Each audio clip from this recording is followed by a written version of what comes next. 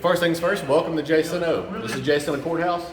This structure was built in 1854. This structure was the county seat of Old Tishomingo County, which was made up of present-day Alcorn, Prentiss, and New Tishomingo counties. So it was a 1,000 square mile county in northeast Mississippi, the largest of the time. And so anyway, the building that we see here is upkept to the highest standards of history to that time period, and it's supposed to look like it would have at its height in the 1850s. All right. So, like I said, this building was built in 1854. So we'll just run through some of the rooms here. This first room here, you can step right in there. This was the circuit clerk's office, as well as the board of police. Now, the board of police, that is not the same thing as what you would think it would be now. Board of police in those days were in charge of keeping up the roads in the area, all right? And of course, the circuit clerk, they were here to help the judge. And so you can see all these furnishings in here are not necessarily original to here, but they are original from that era. Now, the table itself is actually original. Those legs that you see on the table there were actually made from a piano of a man who taught school here in Jacinto. So those were old-timey piano legs. They made onto a table when the piano went kaput. So anyway, same thing with that picture up there. That picture is supposedly somebody from Jacinto from that time period. Of course, we don't know who she is, but that's a beautiful drawing either way.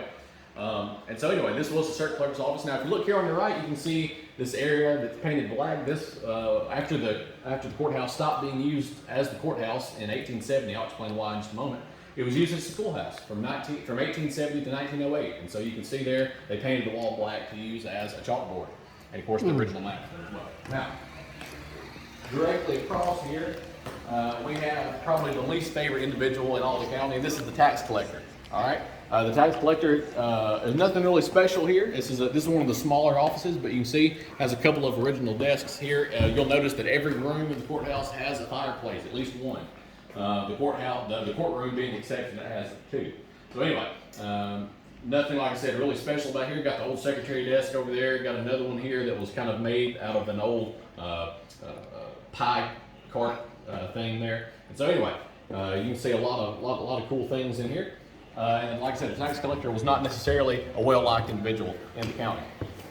Now, I mentioned that the county would be no longer exist in 1870. That's when it would be split into present-day Alcorn, Prentiss, and Tishomingo counties. All right, and so they're not going to use it as a courthouse anymore. It's going to be used as a school from 1870 to 1908, and then as a Methodist church from 1908 to 1960.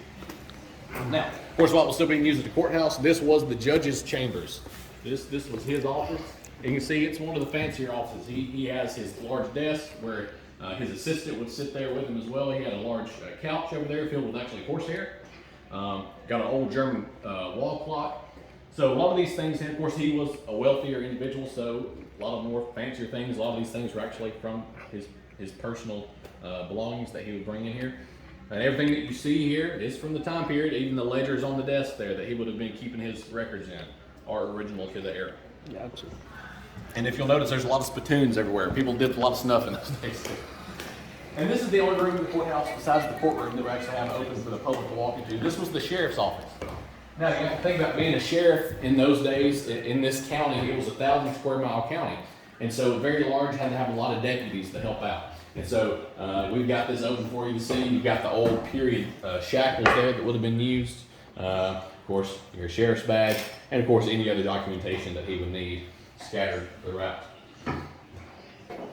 And that pretty much makes up the bottom floor of the courthouse. It only has 4 rooms on the bottom, but then of course upstairs is the main event. That's the courtroom. That's kind of where the business happens at.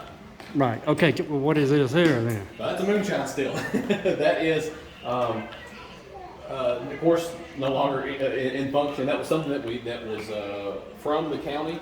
Of course, during Prohibition in the 1920s, the sheriff and people like that would always go around busting steals, and this is the one that they discovered, and they just kind of donated it as kind of a piece of history to the county. Right. So anyway, we'll go up the stairs here. Something I like. Go ahead. Okay, so something I want to mention about these stairs is this building is 168 years old this year in 2022. And so it's very interesting to note that just how worn down the steps are where people walk throughout the generations, and that just kind of shows the age of the building itself. So anyway, let's head on up here. As we're going, you'll notice here on the sides, we left these open on purpose. It looks like some plasters fell off. This is on purpose so you can see the hand-hewn logs that were made to build the courthouse. And so those are hand-hewn. Of course, everything in this building was hand-hewn, even the bricks. Of course, in those days, there was no other way to do anything handmade. Another thing I like to mention here is this banister. As you can see, for safety purposes, we've had to put in this metal banister, but the original banister is down here. That's because individuals in that day and age were a lot shorter than they are today. The average man in the 1850s, 60s was about 5'5", and so a lot shorter. And so that's why that is as short as it is now. These rooms on either side coming up the stairs, not very significant, not much in here, but things that happen in here are pretty significant. This is where people who are in court, the defendant, the prosecutor, this is where they would meet with their client at. And so one on one side and one on the other. So a lot of business talk took place in these rooms, definitely. And then of course, right here is our main event. This is the courtroom. So the courtroom was, of course, a place of entertainment in those days. This is where a lot of people came when they had nothing else to do. As you can see, these benches here, it is assumed these benches were actually created or constructed here in this building, in this room, because there's no other way to get them in and out. We tried to go downstairs, that's impossible, other than getting through the window. So we assumed that they were actually constructed in this room. Now, everything that you see in this room is original. These benches were here. And so courtrooms in those days were actually set up a little differently, as you can see. Today, if you're watching TV, if you're in court, usually you have two separate tables where the defendant and the prosecutors would sit separately. In those days, they all sat together on this bench here. Of course, people were a lot more, I guess, nicer to each other in those days. You could sit on the same bench with the guy you were suing. But anyway, on either side, this is where you have your jurors. 6 gentlemen on this side and 6 on this side, because of course in those days, ladies were not allowed on the jury. And of course, right here you got the judge's desk. This is original. It's wood, but they've kind of painted it in a fashion to look like marble, and that was kind of famous for that era. There's a lot of stories that I can tell you that came out of the courthouse. I'll tell you a funny one though. They were having court here in the 1850s, and a gentleman by the name of Andy Cole came into the courtroom, sat in the back, and he was drunk, and he was making faces at the judge and the jury, making the jury crack up. And so the judge held him in contempt of court, and the sheriff happened to be in here and asked the sheriff to take him down to the jail, which is across the lawn, or was, it's no longer there, but anyway. So the sheriff takes him out there, and Andy starts throwing a fit, saying, "Sheriff, there's lizards living in my cell. I can't get in the cell, don't want to get in there." And the sheriff, just to prove him wrong, walks into the cell, says, "There's no lizards in here, what are you talking about?" Andy closes the cell door on him, and then goes back home. And so locks the sheriff in the jail.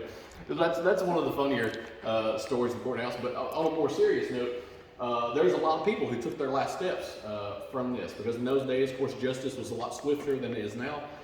People would leave this courtroom, and the hangsman's tree was actually down here by the jail, just outside of the courthouse. And so a lot of people took their last steps out those doors back there. And so if these walls could talk, no telling the stories and the history that we could hear. But this building is 168 years old this year, and we're hoping to hear a lot more stories of it after. And that's pretty much my tip. The reason it was able to survive during the Civil War is this wasn't, of course it was a major town, but you have to think the railroad didn't come through here, the railroad went through Corinth. Corinth was kind of the major hub at that point. Of course, the Battle of Shiloh was fought over the possession of the railroad crossings there in Corinth. Eventually, the Union Army would take over Corinth, and they came through this area as well. As a matter of fact, Union soldiers camped all around this area. Several Union generals used this as a headquarters of this building, and it was spared for whatever reason. Of course, if you go back far enough in history to Corinth, a lot of buildings there were actually burned down by the Union Army. But for some reason or another, this was spared. We don't really know exactly why, other than by the time of the Civil War, the city kind of starts to dwindle down, so it's not as an important place. Because, of course, the railroad's not coming through here. You're not getting as much business here, and that's kind of one of the main reasons. But we're sure glad it's still here, though. Yeah.